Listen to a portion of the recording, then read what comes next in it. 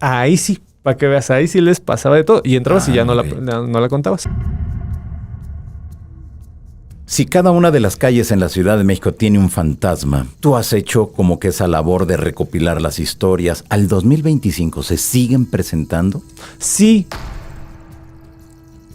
Y encuentra una casa abandonada con unas cadenas gigantescas, abre las cadenas la señora, lo deja pasar y el tipo al que confiesa parecía muerto.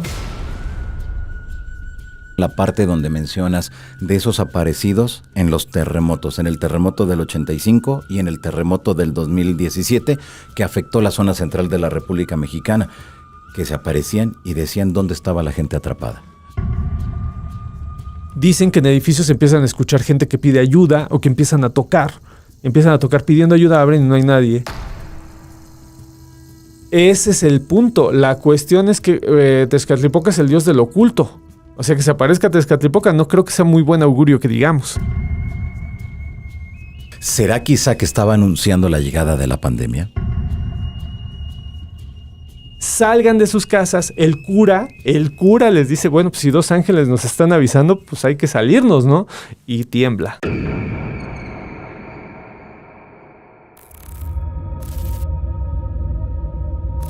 Amigos, un gusto saludarlos. Bienvenidos a Sociedad Oculta, este podcast del periódico El Gráfico, donde le damos a conocer a los investigadores, a los divulgadores, a aquellas personas que tienen mucho que contarnos sobre los enigmas, los misterios, sobre todo esto que tanto a ustedes como a un servidor nos gusta y que siempre queremos saberlo todo. Y hoy nos acompaña Chuy Campos, él es historiador, cronista. ¿Cómo estás, Chuy? Qué gusto. Mi querido Johanan, como siempre, un gustazo platicar contigo. No, hombre, gracias a ti por estar aquí con nosotros, porque, bueno, sabemos que te conoces prácticamente todas las calles de la Ciudad de México, sus historias, pero sobre todo, sus fantasmas, Chuy. Sí, la crónica que yo hago es una crónica muy particular que tiene que ver con esta ciudad imaginada, ¿no? Esta ciudad que resulta imposible ante los ojos de la razón, pero que vive entre nosotros y que pues todas las calles del centro histórico, todas las calles de la ciudad siempre tienen algo que contar en este sentido, ¿no?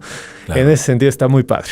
Claro, es una de las ciudades más ricas en cuanto a fantasmas. Sí, sin duda, sin duda. La Ciudad de México tiene hasta para exportar fantasmas. Está sí. Tremenda. Sí, imagínate, en el cuadrante de la Lagunilla, cuando hacía mi investigación de doctorado, llegué a contabilizar 276 fantasmas. 276. Sí, una cosa. O sea, ¿en cuántas cuadras? ¿Qué te gusta? Es un cuadrante como de 1,5 kilómetros.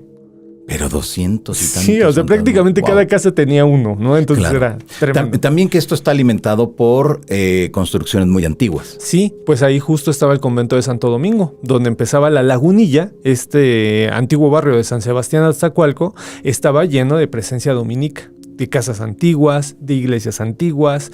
Entonces, este humor a viejo, pues le da este toque sobrenatural que no ha perdido hasta la fecha, ¿eh? Claro, a mí me llama siempre la atención ese edificio tremendo y muy bonito donde estuvo la Santa Inquisición. Y donde está el celebérrimo, si se puede decir celebérrimo ahorita que lo pienso, de Manuel Acuña, este poeta que pasó a la historia por el Nocturno a Rosario.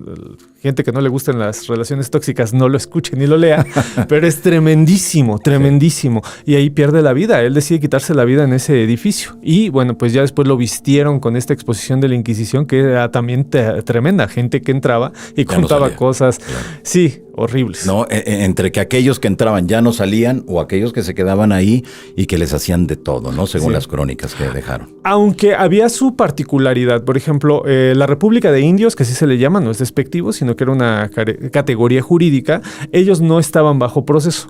Mestizos, castas, españoles y criollos sí que estaban. Frente al al Palacio de la Inquisición está la cárcel de la Perpetua. Ahí sí, para que veas, ahí sí les pasaba de todo. Y entrabas y ya no la contabas. Ahí en la calle de Brasil igual. Claro. Entrando en la calle de Brasil. Muy bien. Ok, si cada una de las calles en la Ciudad de México tiene un fantasma, tú has hecho como que esa labor de recopilar las historias. ¿Al 2025 se siguen presentando? Sí, y a veces son las mismas historias. A veces escuchamos esta confesión del difunto, por ejemplo, esta persona que pide confesión y ya estaba muerta, ¿no? Pero en 2025 ¿no? En departamentos, oye, ¿qué crees? Que una persona que vivía aquí me contó tal historia. Y eso es lo que a mí me llama mucho la atención de mi tema de investigación, que cómo pasan los años, uno piensa que la memoria oral pues se va a acabar por ser oral, por ser historias que estamos contando. Sí, porque quien se sabe esa historia a lo mejor fallece y pues ya, se acabó, ¿no? La cosa es que no. La cosa es que lleva, por ejemplo, esta confesión del difunto por lo menos lleva 800 años contándose. A ver, pero ¿en qué consiste para la gente que nos mira?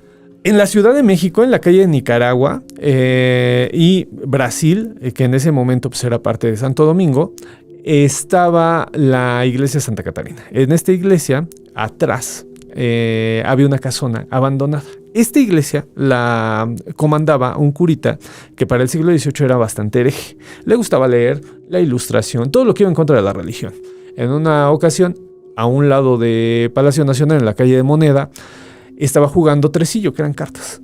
Y llega una persona de aspecto indígena, muy solemne ella, muy reacia, cuenta la crónica, y le pide que vaya a confesar a una persona que está en lecho de muerte. No sé si sepas, mi querido Johanan, es la única cosa que un cura no puede negar, la extrema unción. En el momento que le pidas, tiene que ir. Reacio, bueno, pues vamos. Cruzan toda esta calle que en ese momento pues era prácticamente un cuarto de la ciudad. Ahorita lo vemos pues muy chiquito porque somos una megalópolis, pero en ese momento era muy pequeñito. Cruza toda la calle del Reloj, que actualmente es la calle de Argentina, da vuelta a Nicaragua y encuentra una casa abandonada con unas cadenas gigantescas. Abre las cadenas la señora, lo deja pasar y el tipo al que confiesa parecía muerto. Entonces dice, pues llegué tarde, se levanta y empieza a contar historias que habían sucedido 200 años atrás. Ándale. El cura, pues con más miedo que ganas, apresura la confesión, dice, bueno, pues ya, ¿no? Vamos a terminar, vamos a darle paso a esto. Y estaba todo el tiempo sudando. Traía su pañuelo, entonces estaba sudando, ya le da la extrema unción y los santos óleos y se va corriendo a lo que pudo. Dijo, esto está rarísimo, llega con sus amigos de comparsa, les cuenta, oye, ¿qué crees? Me pasó esto. Uno de los amigos era dueño de la casa. Dice, no puede ser posible porque esta es mi casa. Está abandonada y no debería de haber nadie. Bueno, pues yo te juego lo que quieras a que ahí fue. Entonces, cuando regresan, encuentran la casa cerrada, con las cadenas intactas, abren la puerta y cuando se da cuenta de lo que le había pasado es porque el pañuelo que había llevado para quitarse el sudor estaba al lado del petate. Y ya no había ni difunto, ni confeso, ni nada. Entonces pierde la cabeza. Esta historia se cuenta aquí en la Ciudad de México, pero también se cuenta en Sevilla, también se cuenta en España. Viajó esta leyenda y acá en México la tenemos como la confesión del difunto. Ok, pero dices que al 2025 continúa. Siguen contándola. Y es una fábrica.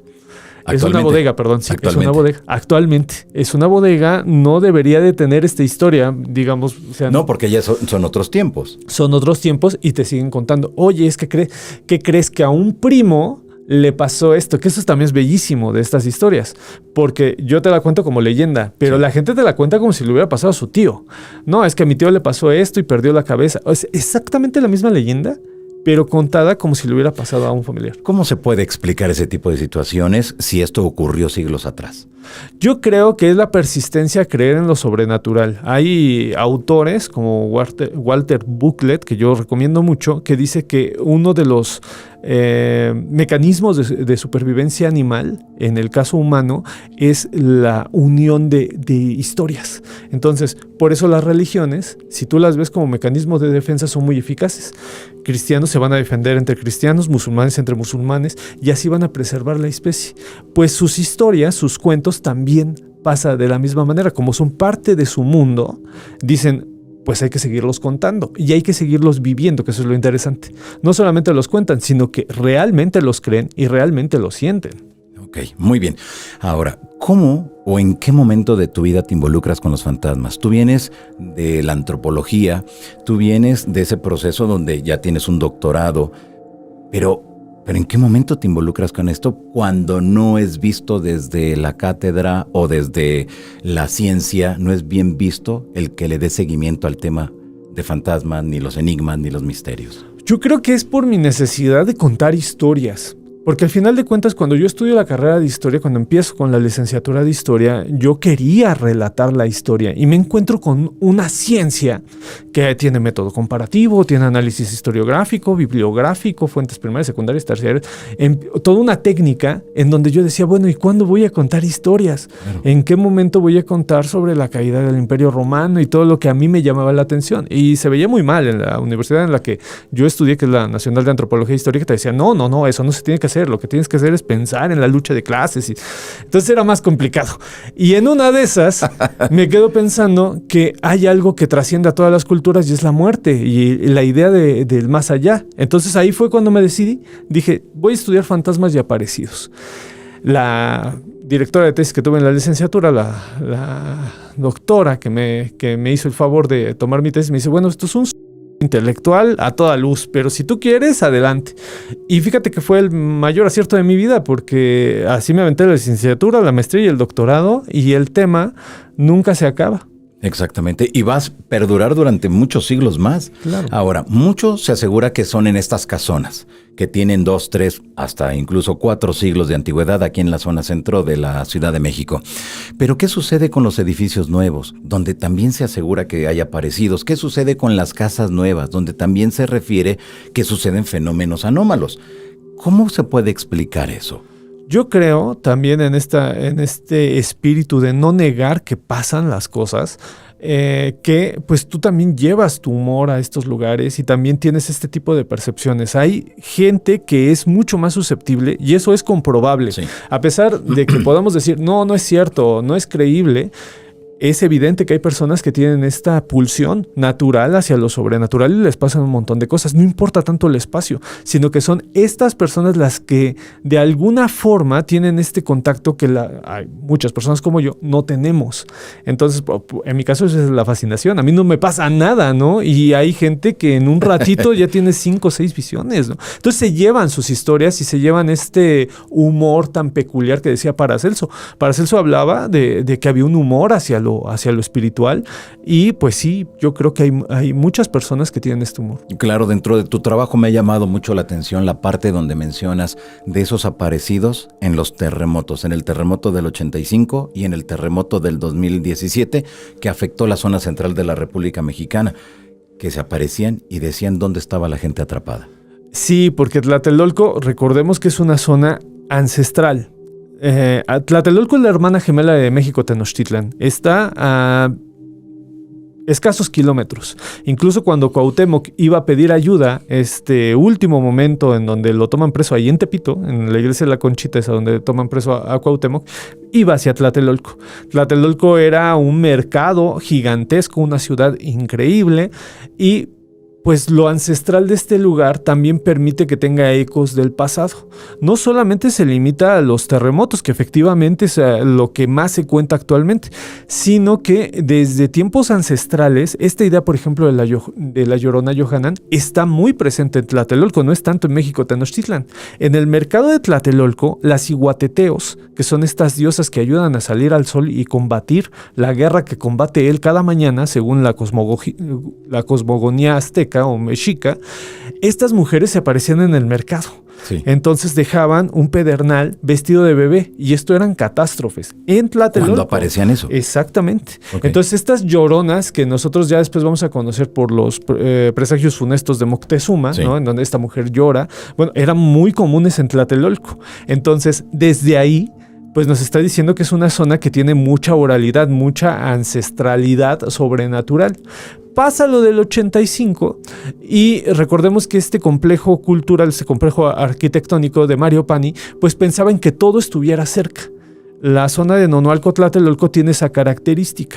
Tú puedes ir y hay un gimnasio, hay una zona para comer, hay una zona para abastecerse, hay una zona escolar, hay una zona incluso religiosa. La Plaza de las Tres Culturas tiene su zona religiosa. La idea de Pani era que todo estuviese a la mano, fuera una mini ciudad. Lo logró. A final de cuentas, Nonoalco sigue en pie, pero en este momento, cuando ocurre lo de Tlatelolco, es un colapso tremendo, porque no vivía gente de poco dinero en Tlatelolco. Era una zona burguesa, era una zona en donde la gente que tenía lana podía vivir ahí. Había algún departamento accesible, pequeñitos, los que son chiquitos, estos que son muy, muy, muy chiquititos, esos eran para las clases bajas. Pero los que se derrumbaron fueron los grandes, fueron donde la gente estaba, pero la gente de lana era la que estaba viviendo. Entonces, cuando colapsa, pasa algo que seguramente la querida comunidad que nos va a escuchar se recuerde.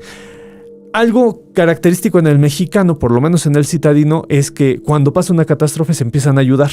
Así es. Colapsa este centro de Nonolco Tlatelolco, esta idea de Pani se va literal al suelo y empiezan a tratar de rescatar a todas las personas. Hay una imagen icónica que seguramente pueden encontrar en Google de incluso Plácido Domingo ayudando. Así es, que exacto, sí. estaban todos metidos, todos tratando de que surgiesen. De manera espontánea, mi querido Johanan, surge el grupo de los topos. Los topos no son más que esta ciudadanía, esta voz ciudadana que dice, no teníamos planeado como ciudad tal catástrofe, vamos a organizarnos. Entonces empiezan las ayudas, empiezan a tratar de solucionar esto, y ahí es a donde empiezan las historias sobrenaturales, que empiezan a escuchar gritos, empiezan a escuchar animalitos. Te conté en alguna ocasión una que me contaron los topos, en donde empiezan a escuchar un perrito, que empieza a decir el perrito que ahí había alguien. Entonces van, empiezan a buscar y oye, ¿de quién es ese? Ay, se me fue el nombre técnico de los perritos. ¿De quién es ese perrito que trae? No sé. ¿Y dónde está el perrito? Desapareció el perrito y había gente ahí enterrada. Nunca más volvieron a ver al animal. Es una aparición de animales. Los perros siempre han sido guardianes y han sido guías. Claro, pero abajo había alguien. Había alguien. Eso es lo interesante. Y esto lo cuenta el grupo de topos, ¿eh? O sea, no es...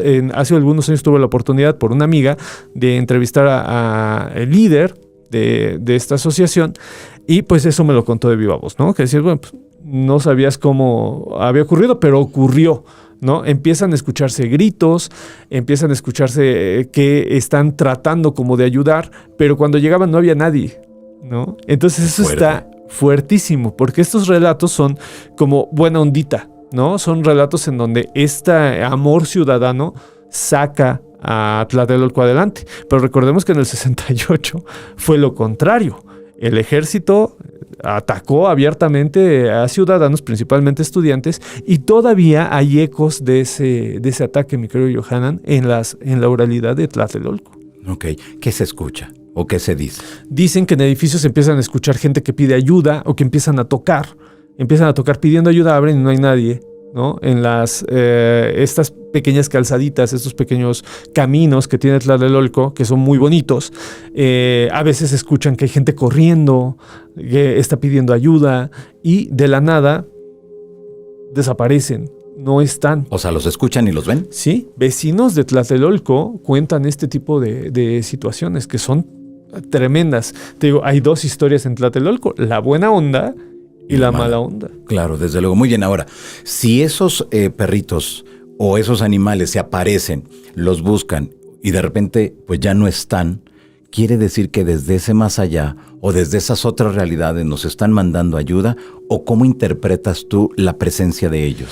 Es que mira, desde la antropología sí es seductor pensarlo así, y yo creo que aplicando el principio de la navaja de Occam, sí, pues sería eso, claro, ¿no? Dirías, bueno, pues se apareció este animal. Pero si vamos a la antropología y al pensamiento histórico, el perro siempre ha sido un animal sagrado y guardián. Entonces, que tú de cierta manera proyectes la idea de que un perro se aparece, tiene todo el sentido del mundo, porque el perro es un guía espiritual. El perro es un lobo que firma el pacto de domesticación. Dice, ok, yo voy a acceder a ti, humano, que convivamos siempre y cuando tú cumplas tu parte y me des de comer. Entonces ahí pierde como que esa característica del lobo y se vuelve una especie de lobo cachorro toda su vida. Pero a nivel simbólico, el perro es el que te presta los ojos para entender caminos que tú no entiendes. Okay. Entonces, que un perro se aparezca en una catástrofe tiene todo el sentido del mundo, porque es un guía espiritual que te está diciendo, aquí puede haber cosas. Desde la antropología se podría leer de esa manera. Así, de esa manera. En ese caso del terremoto del 85 también hubo apariciones de personas. Sí, hay unas que se repiten en 2017, son las mismas historias, nada más que no son propiamente Tlatelolco, sí. Pero hay una que a mí me llama mucho la atención de un papá que está gritando que ahí está su familia, ¿no? Que lo ayuden, empiezan a abrir los escombros, empiezan a buscar y encuentran a la mamá y al niño, pero el papá no estaba. Entonces lo buscan más, el papá estaba muerto desde hace mucho tiempo.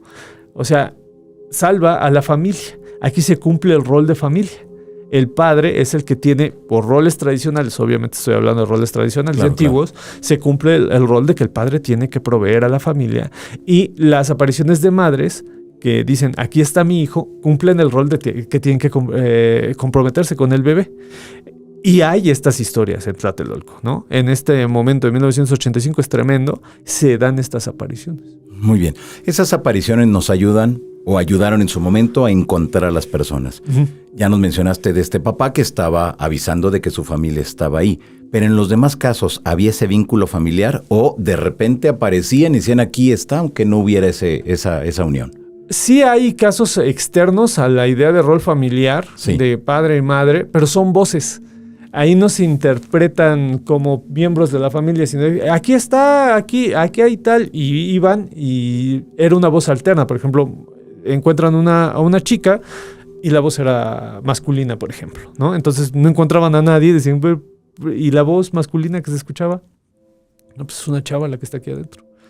Entonces, eso sí pasó, ¿no? Pero usualmente estos roles de familia son los que imperaban. Los demás eran voces o sonidos, ¿no? Que también tiene que ver con esta situación de la aparición. Nosotros la pensamos, por su etimología, algo visible, pero puede ser audible, mi querido Johanan. O sea, no necesariamente tiene que ser visible, puede ser audible o puede ser perceptible. Hay muchos casos de gente que le llama como una condición o sexto sentido, que dicen, yo iba por un lado, de repente parece que me dan una orden, volteo, digo, no, es acá, camino hacia allá y efectivamente había alguien que necesitaba mi ayuda. Expandir un poquito esta idea de que las apariciones solamente se deben de ver, nos ayuda mucho a entender cómo se dan las apariciones en el contexto general de Occidente. A veces solamente se perciben. Hay un psicólogo y psiquiatra muy, muy bueno que yo recomiendo, que se llama Oliver Sacks. Él tiene un libro que se llama Alucinaciones. En ese libro te explica todo el tipo de percepciones que dicen tener algunas personas que sufren alucinaciones. Son muy parecidas a las que cuentan en Tlatelolco, ¿no? Así, sonidos que no tienen nada que ver, claro, ¿no? Y que de repente, ¡pum! Yo no sé si sea un tipo de demencia colectiva que terminara en una suerte de encontrar gente, pero la cantidad, Johanan, de relatos, aunque se repiten, es tremenda. Qué fuerte, qué interesante esto. Bueno, ahora en el ámbito internacional también has encontrado, sobre todo en Centroamérica, durante el proceso de las guerrillas, sí, donde había seres mitológicos que se aparecían ya sea a un bando o a otro para ayudarlos a ganar. Sí. ¿Esto es así? Es así. El querido Ismael Crespín, siempre doy mi fuente, claro, costumbre de historiador. Okay. Ismael Crespín, que es un antropólogo muy bueno que yo respeto mucho de El Salvador, hizo un trabajo de recopilación de memoria oral de la guerrilla, esperando que nada más encontrara pues las vejaciones que hizo la guerrilla salvadoreña. La cuestión es que sí, efectivamente, encontró mucho relato de ese, pero también encontró relatos en donde seres sobrenaturales intervenían siempre en relación al pueblo.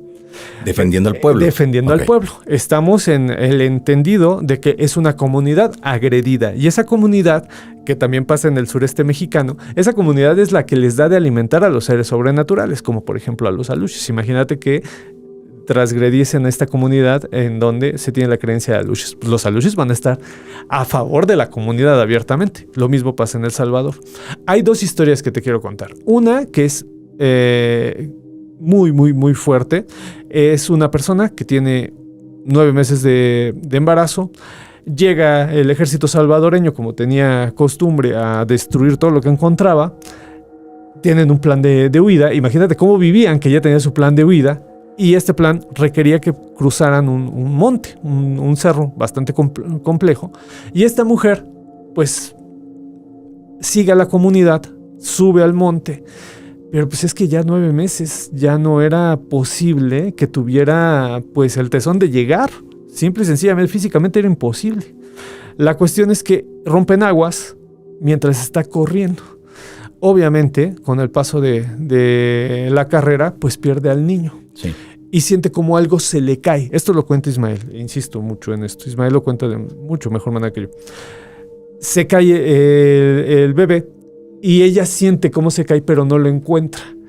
Y entre que tiene que salvar la vida y tiene que buscar a su hijo, se queda como que en shock y de repente empieza a escuchar que el niño empieza a llorar. Lo raro de la situación es que empieza a llorar más arriba. En lugar de que cayese el niño, parecía que estaba subiendo el niño y esta mujer va siguiendo el llanto del niño hasta que llega con la comunidad. O sea, cada que se paraba en algún momento para ver dónde estaba su hijo, volvía a llorar en un lugar distinto. Y así hasta que ese sonido, ese llanto, lo lleva hasta su comunidad. Cuando llega, pues destrozada, completamente dice, es que mi hijo, acabo de dar a luz, se me cayó mi niño, hay que regresar por él. Y les cuenta a la comunidad cómo está la situación. Pues la comunidad le dice, es que tu hijo te salvó la vida, ¿no? Realmente lo que pasó es que tu bebito murió y el último gesto de cariño que pudo darte fue salvarte la vida a ti, ¿no? Ese tipo de historias. Qué interesante esto.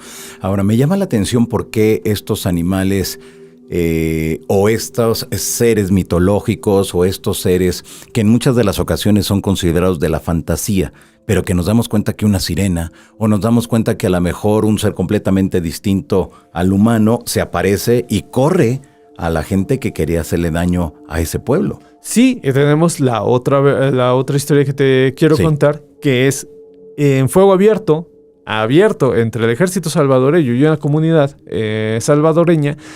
Hay una especie como de laguna, según lo que cuenta el querido Ismael, y cuando están cruzando empiezan a dispararles porque no tenían, me sale lo historiador enojado. No tenían ningún tipo de reserva el ejército en disparar. Entonces los trataban de aniquilar. Y cuenta Ismael que en esta huida de repente surge una sirena. Cuando a mí me cuenta esto, yo la verdad, igual en el podcast, mientras lo escuchaba, le pregunté varias veces, ¿una sirena cómo? ¿Una sirena cómo? ¿No? Una sirena, una mujer que era parte pez, era parte mujer. Surge la sirena y emboba al ejército para que los demás puedan huir. O sea, una sirena que no tiene ningún tipo de relación con las cosmogonías mesoamericanas. Que eso era a mí lo que me llamaba la atención. Pues es El Salvador, es Mesoamérica. Debería de ser, no sé, nuestra diosa Xochipilli. No. Era una sirena que emboba a los demás para que el ejército no pueda atacar a esta comunidad y puedan huir. ¿Cómo explicas eso? Ahora, yo puedo explicar, y eso siempre lo cuento, yo puedo explicar desde mi razonamiento, desde mi idea ilustrada de verdad, que una persona me diga, oye, pasó esto. Pero ¿qué sucede? Como es en el caso de Ismael, en donde una comunidad, o sea, más de una persona, muchísimo más que una persona, te cuenta esta historia y te dicen, sí fue neta. Claro. ¿Cómo lo resuelves ahí? Exacto. Y vemos que hubo un beneficio para esa sociedad, para ese grupo, para ese pueblo. Sí, son como especies de daimones. A mí me gusta mucho este término que es griego y que recupera un filósofo y literato actual que se llama Patrick Harpur, que también lo recomiendo mucho, y dice que es la realidad daimónica. Hay una realidad que solamente por iniciación, solamente por estar dentro de una comunidad o estar dentro de un sistema que permite pensar este tipo de cosas sobrenaturales, te va a suceder. Eso se llama daimón. Ese ser espiritual negado, por ejemplo, en las sociedades modernas e industriales, no tiene cabida ese daimón. Pero hay otras realidades en donde sí que tiene cabida ese daimón. Pensemos, por ejemplo, las personas que dicen que hay un ser, un animal que está fuera de ellos y que gracias a ese ser pueden curar. Por ejemplo, que acá en México muy cómodamente les dicen nahuales, pero que va mucho más allá. ¿Cómo lo explicas? Bueno, pues lo explicas desde esa idea de daimón, ¿no? Son daimones, son seres sobrenaturales que negó la ilustración que negó la época de las luces y la época científica, y que hay comunidades que, como no entraron a este juego del progreso y del orden, pues lo siguen viendo. Claro, pero es un hecho de que a lo largo de la historia del ser humano siempre hemos estado en contacto y en un vínculo directo con esas otras realidades. Sí. Siempre. De hecho, la particularidad es esta. La particularidad es del siglo XVIII para acá. Del siglo XVIII para atrás, sí había incredulidad, pero se daba la posibilidad. Por ejemplo, yo podía llegar y decir, la noche de ayer, a las 7 de la noche de ayer, para ser más preciso, tocaron a mi puerta, yo ya estaba en cama, estaba alumbrado con velas, pensemos que estoy hablando del siglo XVII. Estaba alumbrado con velas, ya estaba a punto de dormir, 7 de la noche era el top para dormir, y de repente llaman a mi puerta, veo, no hay nadie. De repente empiezo a escuchar voces y me piden misas. Resulta que es el ánima del purgatorio de un familiar mío que me está pidiendo un favor. Eso, Johanan, en esa época era posible, era plausible y era real. O sea, la gente no negaba que había estas apariciones. Sí. Entonces llegaban y sí hacían sus diligencias. Y más cuando tú decías que tenías poderes de sanación. Sí llegaba la Inquisición y hacía sus diligencias, pero era posible. Después del siglo XVIII, entrando el siglo XIX, cuando empiezan a abrir todos los movimientos esotéricos, ya no es posible. Ya no cabe en el razonamiento humano pensar en esas cosas. Entonces, pues es una particularidad de la historia y de una parte de la humanidad nada más, que es la que estamos metidos en esta cosa que a mí en lo particular nunca me avisaron que yo entrara en esta onda. A mí ni me avisaron. Es como en el bautizo, ¿no? Que claro, de repente ya estás bautizado. Es esta particularidad de la historia en donde no se puede. Pero si tú vas a otras partes del mundo y tú lo sabes mejor que yo, te das cuenta de que viven en otra realidad. Claro, exactamente. Muy bien, pero nos damos cuenta también entonces, Chuy, que al 2025 siguen todavía apareciéndose esas entidades o esos vínculos con las otras realidades por englobarlos en un tema en general. Pero, ¿esto va evolucionando o se ha quedado ahí? En ese mismo matiz de cuando ocurrieron los hechos. Yo creo que aquí me sirve mucho la idea de arquetipo de Carl Jung, este psicólogo suizo, muy bueno, discípulo de Freud, que empieza a encontrar fallas, por llamarlo de alguna manera, o no está de acuerdo con el sistema que está proponiendo su maestro y dice, hay una serie de figuras huecas que con el paso del tiempo como que las sociedades las van llenando. Sí. Y a esas figuras huecas les llama arquetipos. Es decir, son figuras que van a permanecer en algo que él denomina el inconsciente colectivo, que son este grupo de imágenes que pertenecen a toda la humanidad, pero tú le vas a dar la particularidad. Por ejemplo, La Llorona en México es completamente plausible, una mujer que mata a sus hijos por despecho, por simplificarla. Pero si tú vas a Irlanda, se llama Banshee, y es la misma imagen, ¿sí? Si tú vas a Japón, es una dama blanca. Y es la misma imagen, solamente que el contexto y la sociedad es la que le otorga de significado. Es decir, es la que dice qué es, pero la imagen es la misma. A mí me gusta mucho hablar de esto porque te explica perfectamente por qué jamás van a dejar de aparecer seres sobrenaturales. Son arquetipos, son líderes que en algún momento, y que lamentablemente nunca resolvió Carl Jung, en algún momento se grabaron en la memoria de la humanidad y persisten a través, no de cientos de años, de miles de años. Desde la épica de Gilgamesh, por ejemplo, hay ángeles.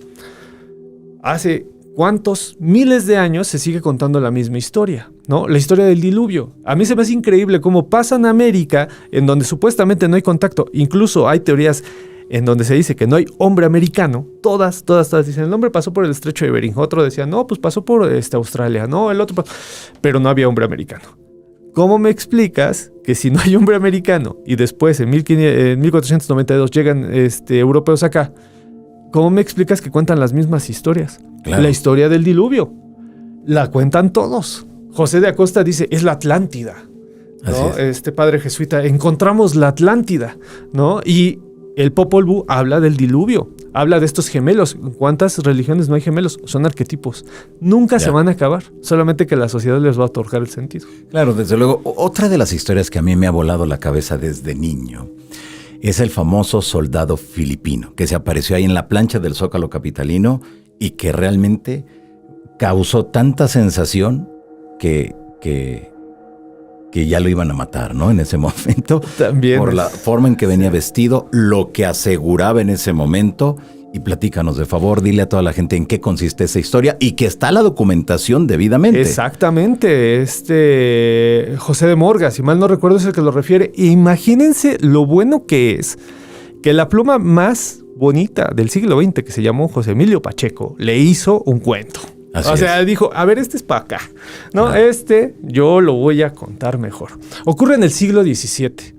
Está en franca guerra. Recordemos que hay un comercio transatlántico de Filipinas a Guerrero, de Guerrero a Veracruz, y de Veracruz se iba hacia los piratas que se robaban todo. Así es. ¿No? Entonces, así era el corredor. El corredor transatlántico. Y en crear ese corredor, pues hubo bastantes batallas. Hubo en Japón, hubo en Filipinas, pero la que llama la atención es en Filipinas porque en el momento en donde está la batalla, mi querido Johanan, en la Plaza Mayor del Zócalo, que pensemos que en este momento es la capital del mundo, y eso como que la gente todavía no lo alcanza a dimensionar, México fue la capital del mundo durante 300 años.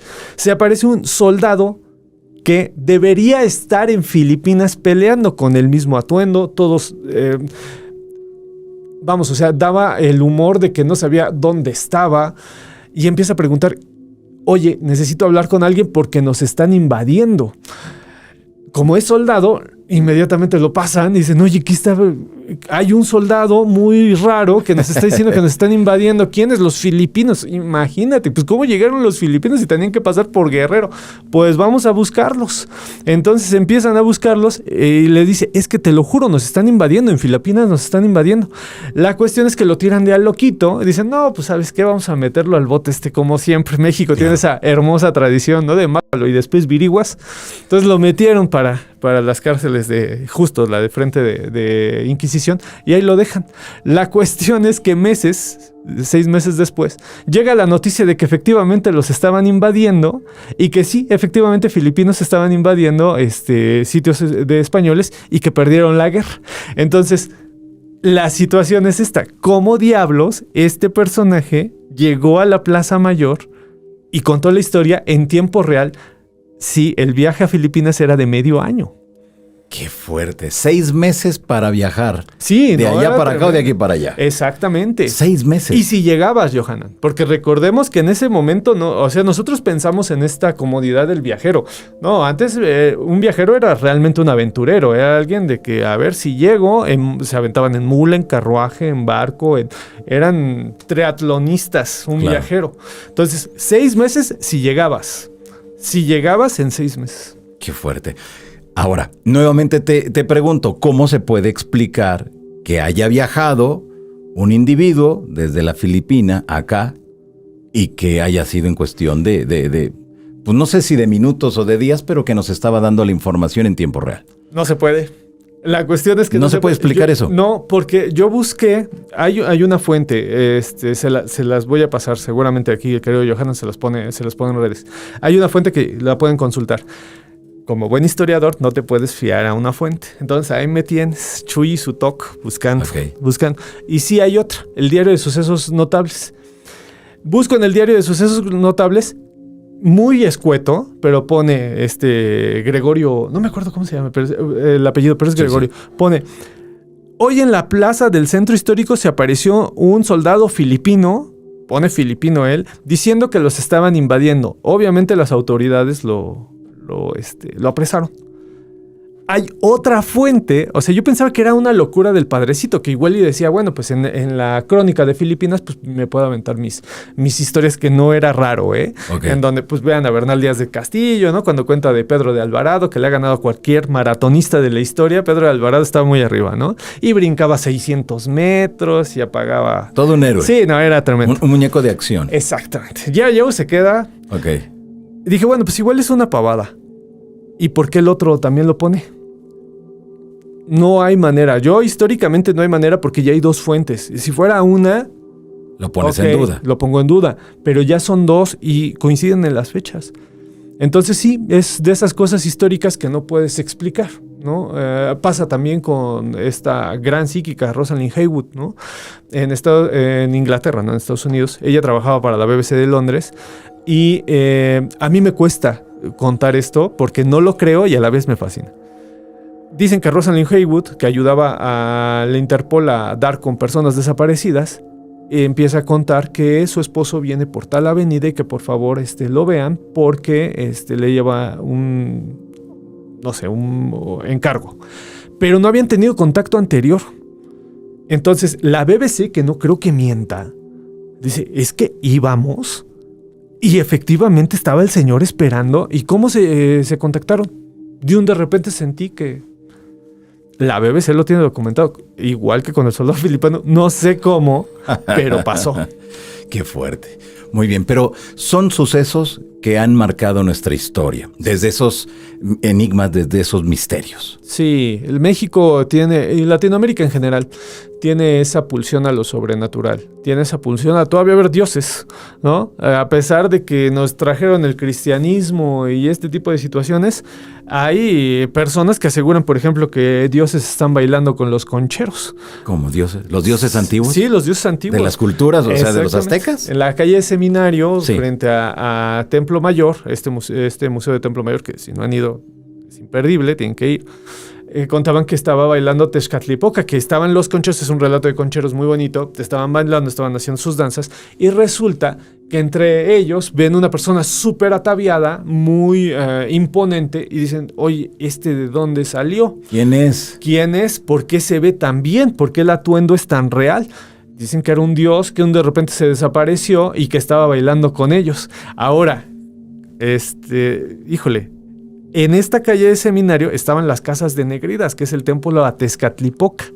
Entonces, pues a mí sí me llama la atención que estas coincidencias históricas sucedan, ¿no? Este grupo que va en la calle Seminario, que tiene al menos 50 años bailando ahí, ven a un dios y de repente pues lo ven frente al palacio donde le alababan al dios. Imagínate nada más. ¿Esto es en beneficio o en perjuicio de la sociedad al momento que se aparecen los dioses? Porque no creo que nada más se aparezcan nada más para bailar. Ese es el punto. La cuestión es que Tezcatlipoca es el dios del oculto. O sea, que se aparezca Tezcatlipoca no creo que sea muy buen augurio que digamos, ¿no? Okay. Esa es la situación, porque es el dios de todo lo oculto. Por eso el cristianismo del siglo XVI, la figura más presente del demonio es la de Tezcatlipoca, solo abajo de Huitzilopochtli. Huitzilopochtli es el dios tutelar de los mexicas y por eso le tenían una aversión horrible.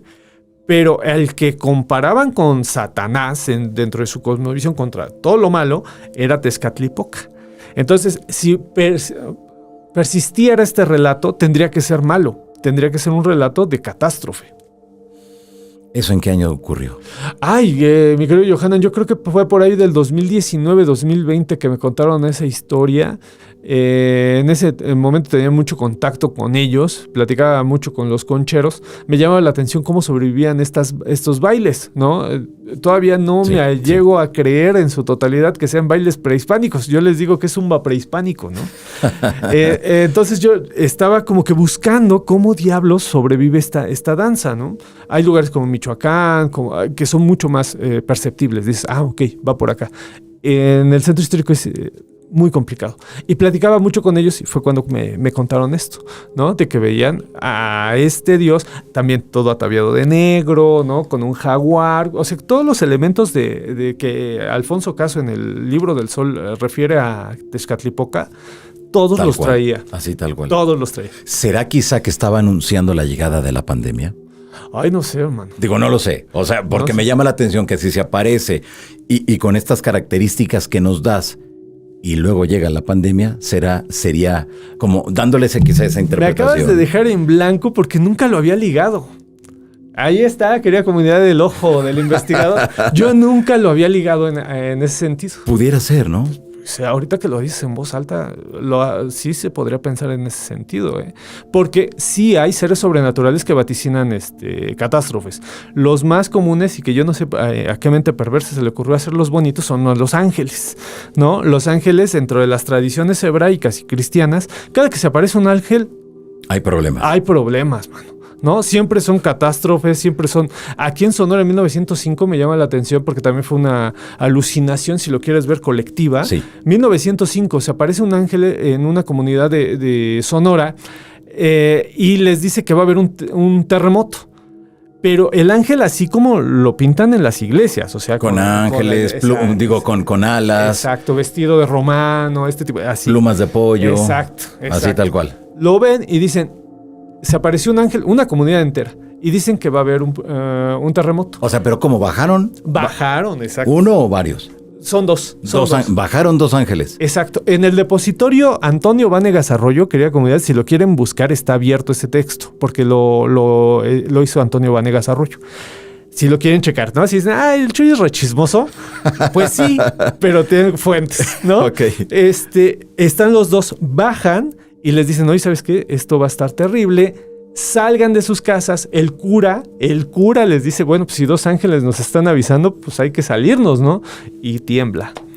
Entonces mandaron hasta reporteros y todo, dicen, no, fue un temblor tremendo, no hay forma, mi querido Yohanan, de buscar el histórico de terremotos. Que eso es lo que me ha carcomido toda la vida. Digo, tenemos la fuente, tenemos fuente periodística, tenemos relatos orales, tenemos todo, pero no tenemos el histórico geológico de si pasó, bueno, ¿no? En ese momento todavía no existía. Todavía no todo existía. Eso, ¿no? Pero sí, los ángeles son de estos seres que cuando bajan, pensemos en Sodoma y Gomorra, ¿no? Cuando bajan dicen, ¿sabes qué? Esto ya es irremediable. Cada que baja un ángel, cuando baja un arcángel está chido.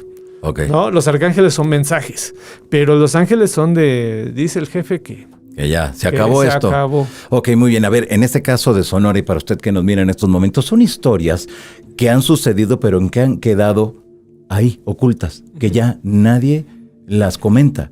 Y esa es la labor que era muy importante que estás haciendo, Chuy, porque estás retomando esas historias, las estás trayendo nuevamente al 2025 para que no se nos olvide esa memoria. Sí, y yo creo que la característica que tengo en mi trabajo es que yo no soy tan riguroso como otras personas, porque sí ha habido casos muy particulares, ha habido personas que recuperan estas historias desde la academia. Entonces, la academia debe de ser muy rígida. Tenemos a Mariana Macera, por ejemplo, aquí en México, que es un trabajo estupendo. En España tenemos a José Manuel Pedrosa, formidable, uno de los investigadores más grandes de este tema, pero no se pueden salir de, bueno, pues esto es lo que dice la fuente. Yo sí le doy voz a la fuente en el sentido de, pues sí pudo haber pasado. O sea, si una colectividad te está diciendo que sucedió, yo no me quiero quedar pues nada más dice aquí que no, hay que ver las raíces antropológicas. El contexto. Sí, ¿por qué están creyendo? ¿Por qué ángeles? Por ejemplo, a mí siempre me da la atención. Sonora es un lugar que tiene mucho contacto con Estados Unidos. Sí. Tiene más contacto con Estados Unidos que con la Ciudad de México. Así es. ¿Por qué no es una ética protestante? Porque son católicos, porque son emblemas católicos los que se están apareciendo. Eso llama la atención. Yo creo que mi labor, aparte de rescatar esto, es pues preguntar si es posible o no. Claro, en algún momento todas estas historias quedarán en el olvido. Yo creo que no.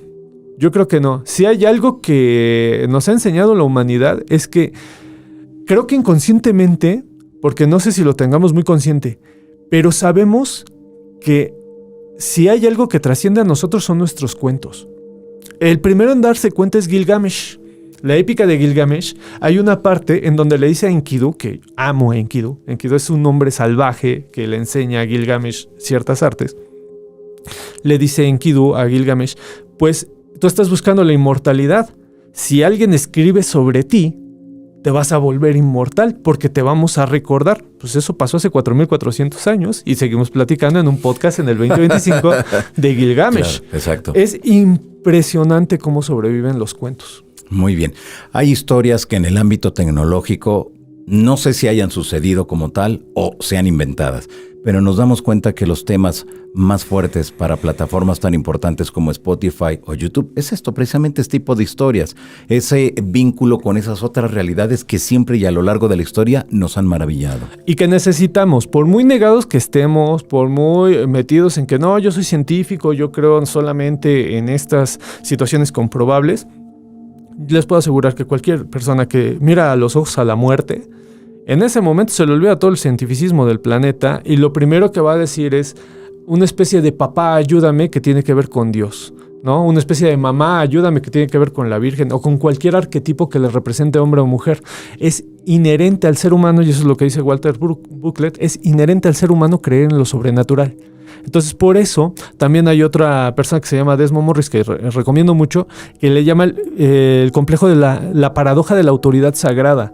Por un momento lo negamos, pero en el momento en que lo necesitamos ni siquiera pensamos, ni siquiera lo dudamos. Papá, ayúdame. Incluso en los mismos relatos bíblicos, el mismo Cristo dice, papá, ayúdame, que eso es el acto más humano para mí de toda la narración crística. Cuando él pide ayuda a su padre, pues ¿quién no en el momento de la muerte pide ayuda a su padre, que es un ser sobrenatural? Es un gigante, piénsenlo, y a nosotros nos crean gigantes y efectivamente pues somos cositas chiquititas cuando estamos. Entonces nuestros padres siempre van a ser inmensos y poderosos. Claro, desde luego. ¿Hacia dónde vas con todo este trabajo que estás realizando, Chuy? Pues mira, mi querido Johanna, ahorita estamos trabajando 2 podcasts, uno contigo, el otro con el querido Enrique de la Riva, trabajando temas sobrenaturales, temas que se cuentan entre voces y dándole este toque entre antropología, historia y pues, creencia, ¿no? O también nuestra separación del tema, sí está muy, muy raro. Estamos trabajando en eso y tengo a la puerta, en 2026 sale un libro, que es la continuación de mi primer libro, que es Luis y Caro contra los fantasmas de la ciudad, 2 niños que encuentran un libro mágico y empiezan a ver fantasmas. Okay. A mí me gustan mucho los grimorios, entonces por eso metimos ahí grimorios y seres sobrenaturales. Y en 2026 sale Luis y Caro 2, que va a estar bueno. Estamos escribiendo un poquito, estamos haciendo un tanto de divulgación y bueno, pues eso es a donde están mis palabras. Claro, desde luego tus compañeros antropólogos, la gente de la academia, ¿qué te dice cuando te escuchan hablar de todo esto? Básicamente dicen, este está chalao, como decían en España, este está chalao. Y sí, la verdad es que sí, pero prefiero sí. Estar en este sentido de humanización del relato sobrenatural y abandonar esta idea de razón, de yo tengo la razón, ya hace muchos años soy turista de la razón, ya no creo que exista. Más bien, creo en que es valioso escuchar estas historias y a veces, si llegan a conmoverme, como lo es, me imagino que a ti también te pasa, ¿no? Claro. Como te conmueve una historia a tal punto de que incluso deseas cambiar. Deseas decir, güey, puedo ser una mejor persona, ¿no? Gracias a un cuento. Claro, desde luego. Yo creo que eso es muy importante cuando ya tocas el corazón de la gente. Sí, es muy difícil lograrlo. Hay que seguir los pasos de los buenos comunicadores, mi querido Johanna. Eso, gracias. Y tratar de llegar a estas historias a más personas, para que no se olviden, como a Gilgamesh, ¿no? Exactamente. Muy bien, Chuy, ¿dónde la gente puede darle seguimiento a tu trabajo? Pues mira, en Insta estoy como Chuy Campos. Bueno, en todas las redes estoy como Chuy Campos. El podcast que estamos a punto de sacar contigo es Enigmas Históricos y el de Enrique de la Riva se llama Chuy está de la Riva.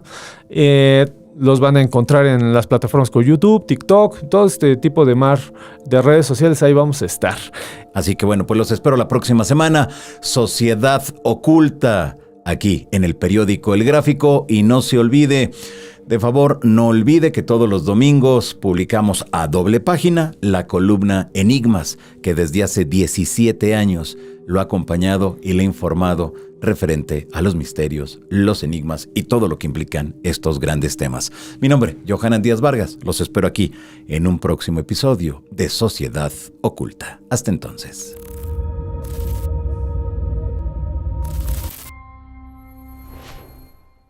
Oye, no te vayas. Tenemos un mundo de información para ti. Suscríbete al canal de El Universal para estar bien informado.